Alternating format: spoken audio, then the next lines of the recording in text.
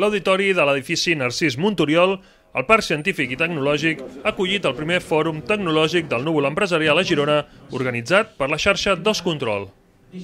Una trobada per informar-se i descobrir com les noves tecnologies poden ajudar les empreses a millorar la productivitat del seu negoci. L'alcalde de Girona, Carles Puigdemont, ha estat el primer ponent en participar. Amb la conferència titulada Societat Gironina i xarxes socials, l'alcalde ha explicat l'aposta decidida que l'equip de govern manté a Girona en diverses accions, com per exemple la introducció de l'Ajuntament a les xarxes socials, l'estesa de la xarxa Wi-Fi per la ciutat, el desenvolupament de l'aplicació Girona In, que va encaminada cap a un projecte de Smart City o ciutat intel·ligent, o la retransmissió via streaming dels plens, entre d'altres.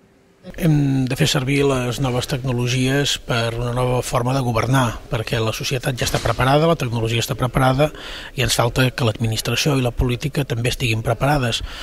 El nostre compromís és treballar perquè al final del mandat hi hagi una ciutat i una societat prou articulada a l'entorn de la utilització de xarxes socials i altres aplicacions tecnològiques que ens permeti garantir una nova manera de governar basada en aquesta rapidesa, transversalitat, transparència, participació i influència de la societat en el mecanisme de presa de decisions, i jo celebro que hi hagi hagut aquesta oportunitat de poder-ho explicar davant de gent del sector.